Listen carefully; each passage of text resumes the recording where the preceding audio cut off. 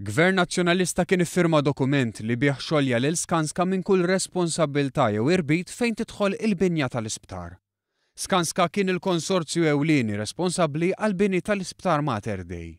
Bini li sar b'konkrit inferjuri, tant li kumpanija internazzjonali rrimarkat li qatt ma rat każ bħalu. Tkellem dwar dan il-Prim Ministru Joseph Muscat f'intervista fuq One Radio. Missa niskopru li xi ħadd mill-gvern ta' dak iż-żmien kien ta' istruzzjonijiet biex jiġi iffirmat dokument illi fih jingħad li kwalunkwe ħaġa fl-2009 dan. Kwalunkwe kwistjoni tista' tinqala bejn il-Gvern u Skanska, il-Gvern mhux ħajfittex il-Skanska. Mhux responsabbli. Ġifieri l-Skanska ħallhom suppost aħna qegħdin nieħdu pariri legali dwar dan kollu, ħallhom minn kwalunkwe irbit. Il-Prim Ministru deskriva dan il-ftehim bħala eżempju ta' nuqqas ta' good governance u bħala qatt gravissimu.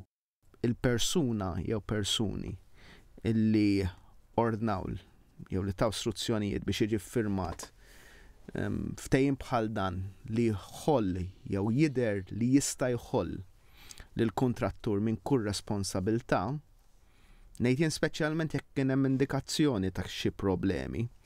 Hija xi ħaġa gravissima u hija xi ħaġa li aħna qegħdin ninvestigaw b'serjetà kbira.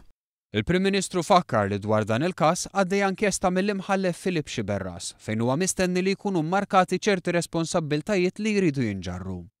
Staqsaw wkoll x'sar mill-flus li kienu tħallsu mill-Gvern għal prodott ferm aktar superjuri. Il-punt kollu huwa aħna ħallasna tat-tajjeb bħala pajjiż imma ngħatajna l-laqx.